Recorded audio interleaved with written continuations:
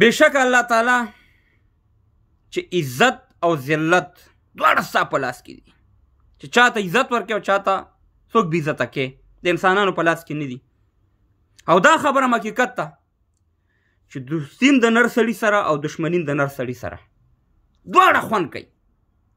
افغانان ورونو نن تاسې وګورئ په فیسبوک کې شاهنواز سړی چې د ډاکټر صاحب نجیب سره په یو حکومت کې و، خوا په خوا به ورسره ناست و، هغه په ډاکټر صاحب نجیب باندې کودتا وکړه او بیا پاکستان ته لاړو. هغه نن په پاکستان کې مړ شو، د دې فاني دنیا نه رخصت شو. تقریبا ډېر زیات منفي لیکل او ډېر زیاتې منفي ویډیوګانې د هغه په خلاف باندې کېږي، حالانکه دواړه په یو حکومت کې وو.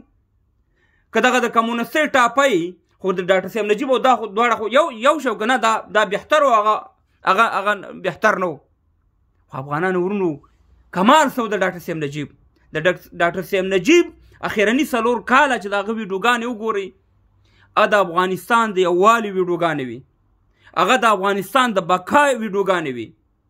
هغه نه غوښته چې کابل وران شي، ډاکټر صاحب نجیب هغه نه غوښته چې د کابل خویندې میندې بورې شي، په وینو باندې اخته شي، بې عزته شي. هغه نه غوښته چې د افغانستان ملي اردو ختمه شي.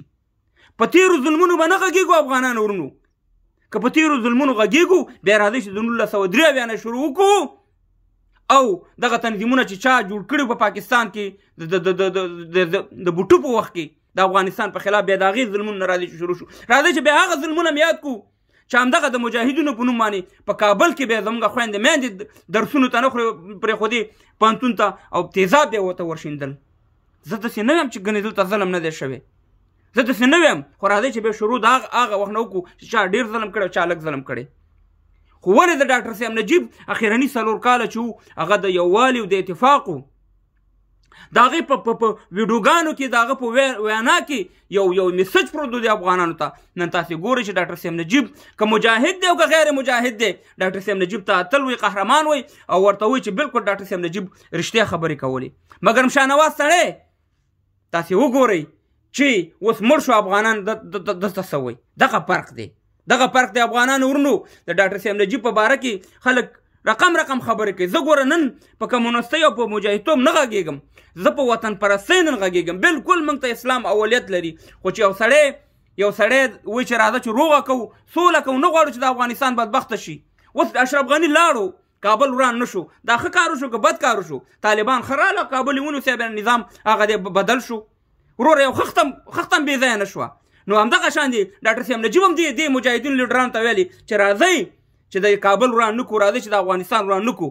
په تیرو ظلمونو باندې خو هغه موږ نه پرده نه اچو، دی چا هم نه اچو، خو بیا چې حسابو بیا به ټول حسابو. نو دغه فرق دی افغانانو ورونو چې الله تعالی چاته عزت ورکوي، څوک ذلیله کوي. نن تاسې شاهنواز سړی وګورئ چې هغه د هغه په مړه باندې افغانان خوشحالي کوي، حالانکې په مړي باندې خوشحالي نه ده، خو داسې خیانت یې کړی چې هغه د یو دشمن هېواد ته چې زموږ افغانستان ته اور لګولې، هغه ته لاړو، هلته یې پناه ویوړه او په ډاکټر صاحب نجیب باندې کودتا وکړه. نن تاسې ګورئ که یقین هم نه راځي، راځئ چې د لیاقت امیر چې د پاکستان د ISI د فوج یو غټ سیمنصب تیر شوی، د هغه خبرې د ډاکټر صاحب نجیب په باره کې واورئ چې 3 ملکونو ورته پناه ورکوله، خو هغه ویلې چې نه، زه په دې افغانستان کې همدغه افغانستان کې پیدا شوی یم او همدلته مړ کېږم. دا خبرې تاسې واورئ. नजीब को जलजिया ने पैगाम भेजा था, सफीर को कहा था कि उसे कहो कि हमारे कमीशन में आ जाए, हम उसको पनाह देते हैं. एक जिद्दी पख्तून था, बल्कि मैं तो कहता हूँ कि वो उसमें थोड़ी गैरत भी थी. हमारा तो दुश्मन था, हम तो उससे लड़े थे, लेकिन वो एक गैरतमंद दुश्मन था. उसने कहा कि नहीं, मैं पाकिस्तान से लड़ा हूँ तो मैं पाकिस्तान का एहसान नहीं लेना चाहता. इंडियन हाई कमीशनर उससे चुप रहा था. और फिर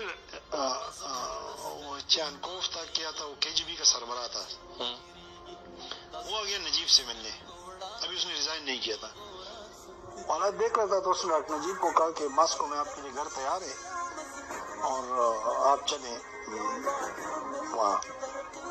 तो नजीब से पहले उसकी बीवी ने जवाब दिया, नजीब की एहलिया ने, कि हम तारीख या तो मरने के बजाय अपने लोगों के साथ इस घर की दहलीज पर मरना पसंद.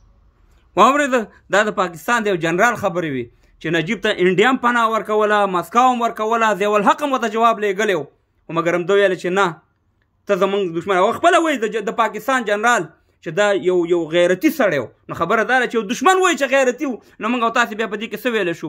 په الله سپارم، الله تعالی دې موږ او تاسې ته مرګ په ایمان په غیرت او په وطن پرستۍ وانې راکړي. مرد آباد دي وي خاینان، مرد آباد دي وي د افغانستان او د اسلام دشمنان.